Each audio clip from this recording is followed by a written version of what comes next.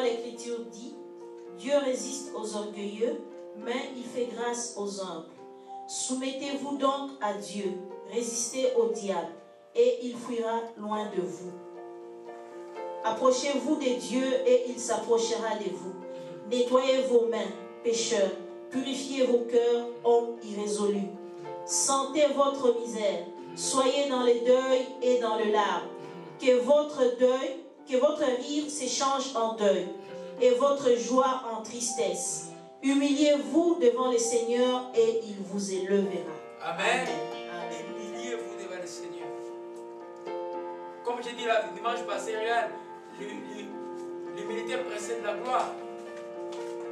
Amen. Je vous ai parlé de l'exemple de ce jeune homme qui chantait dans une église. Je suis allé prêcher à Kinshasa, qui m'a dit, il dit, prie pour moi pour que je sois élevé. Il dit, je prie pour toi pour que tu sois humilié afin que Dieu t'élève. Il m'a regardé avec des gros yeux. Amen. Amen. Amen. L'humilité, c'est simplement obéir constamment à la volonté de Dieu. C'est ça ma définition. C'est pas la douceur, c'est obéir constamment à ce que Dieu nous commande. Alléluia. Et deuxièmement, ce n'est pas s'attribuer quelque chose, n'est pas une autre opinion de toi-même. Alléluia. Amen. Celui qui est humble dans toute ses voies, il obtiendra des victoires. Et les gens humbles, c'est les gens qui pardonnent facilement. Et qui savent aussi demander pardon aux autres quand ils ont fait mal. Parce que celui qui n'est pas humble ne peut pas demander pardon. Non. Non. Quand il voit quelqu'un dans sa vie n'a jamais demandé pardon, ou il demande pardon simplement parce qu'on les force à demander, ça sert à rien.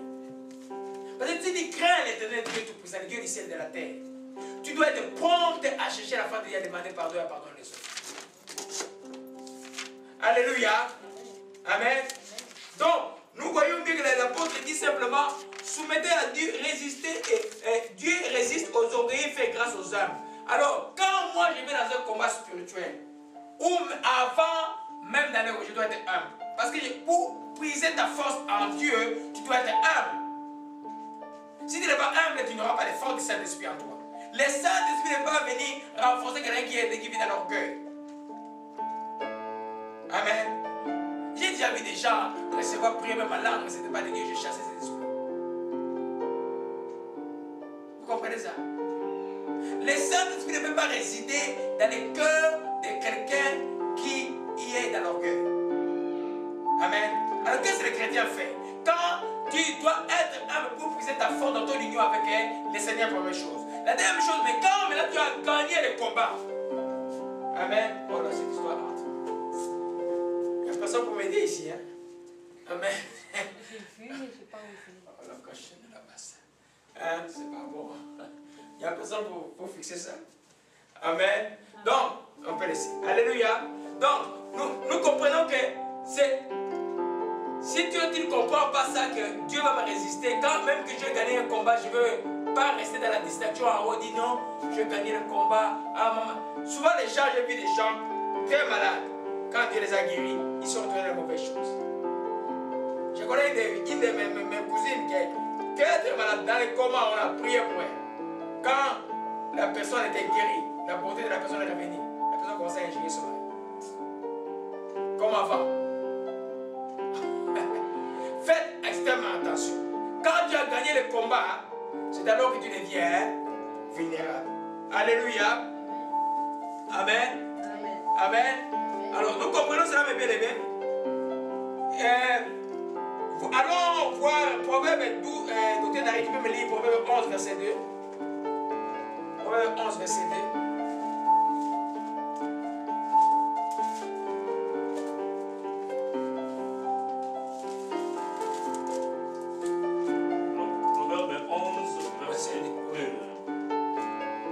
Quand vient l'orgueil, vient aussi l'ignominie. Mais la sagesse est avec les âmes. Amen. Amen. Quand vient l'orgueil, vient aussi l'ignominie, ou la honte, ou le propre. Amen. Et la sagesse est avec les âmes. Vous savez, dans un combat spirituel, dans un combat, même dans une guerre, on fait la guerre avec sagesse. les stratégies de guerre requièrent la sagesse. Si tu vas en guerre sans sagesse, tu n'as pas connu le nombre de militaires que tu as. Tu n'as pas revêtu tes armes. Tu ne sais pas la stratégie à utiliser, par où commencer. Tu vas perdre le combat. Comme j'ai dit au départ, le principe de l'orgueil, c'est d'être aveugle. Un orgueil est aveugle par lui-même. Amen. Il finit par tomber dans un trou. Alléluia. C'est pourquoi c'est une âme extrêmement importante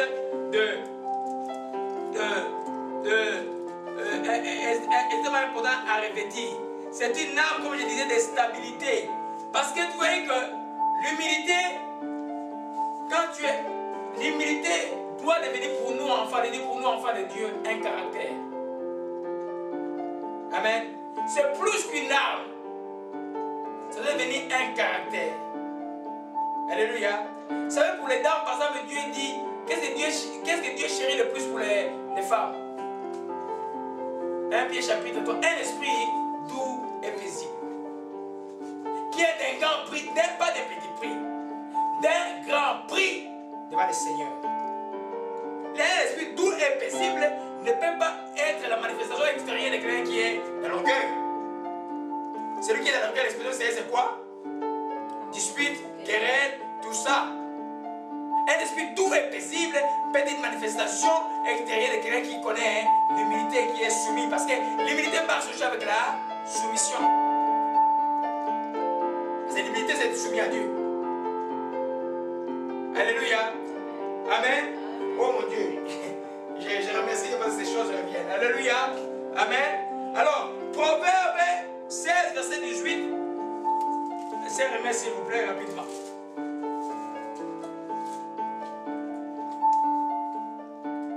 Je lis au nom du Seigneur, Proverbe 16, verset 18. Amen. L'arrogance précède la ruine et l'orgueil précède la chute. Amen. Amen. Amen. L'arrogance qui est comme une expression de l'orgueil, l'expression verbale de l'orgueil précède la ruine. L'orgueil précède la chute. J'ai dit pourquoi la chute? Parce qu'il y a un orgueil aveuglé. Comment tu vas dans un combat spirituel et tu es orgueilleux? Hein? Parce que quand le principe de l'orgueil, d'abord, sur le principe de combat spirituel, tu ne vas pas te rendre compte que tu vas même oublier, un orgueil oublie même qu'il est en train de combattre les esprits. Hein? Il va faire le combat charnel. Alors, le combat, Paul nous rappelle que notre combat est spirituel. Nous n'avons pas à lutter contre la chair et le sang. Amen. Parce que tu peux sauver pas la vie de quelqu'un. Moi, je sais que quelqu'un pertinemment où les gens veulent venir, on va mettre la folie dans la tête de cette personne. Je sais qu'on va mettre la folie dans cette personne. Si je suis cette personne-là, c'est que la personne devient folle. Alors, si tu veux lutter pour une personne, tu fais quoi? Hein? Hein? Tu peux pour elle, mais tu combats pour cette personne. Tu ignores la personne.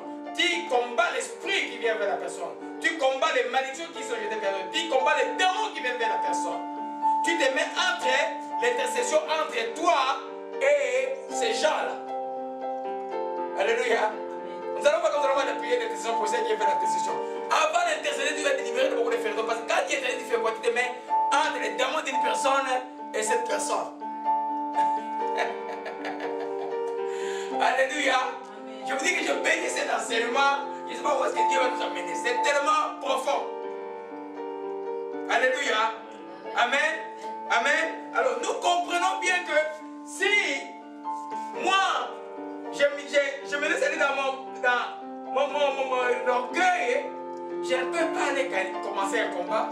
Et quand bien même je gagnerai un combat, quand je suis en haut, si je laisse l'orgueil monter insidieusement derrière moi, je finirai par tomber. Alléluia. Donc l'orgueil doit être banni dans notre vie.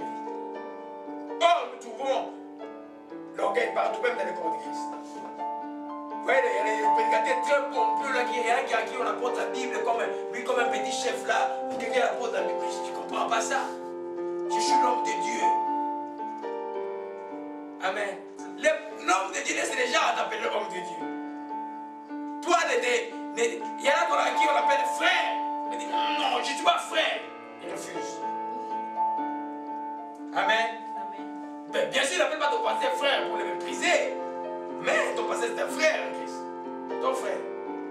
On est tous frères en Christ.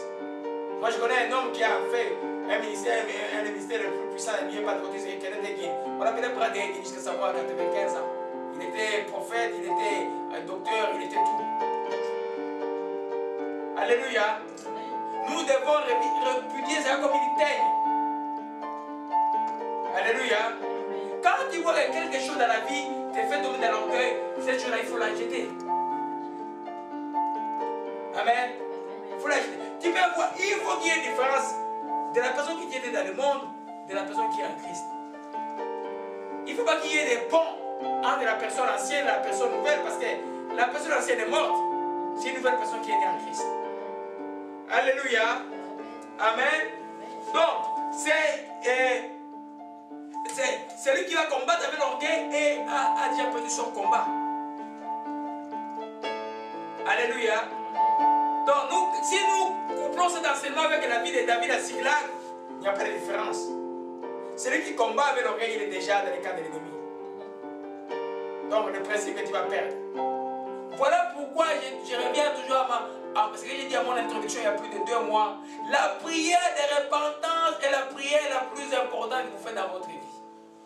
Et il ne faut pas la faire rapidement. Il faut aller là-dedans. Il faut toujours demander pardon pour tout orgueil de vie. Même pour les choses que tu ignores. Alléluia. Amen. Amen. Donc je crois que c'est par là que nous allons conclure aujourd'hui avec cette 7e arme qui est l'humilité. Alors après tous ces enseignements, nous avons vu, la première chose que nous avons vue, il y a cette portion plutôt des arbres, on a vu la ceinture de la vérité. Mais bien aimé, on a vu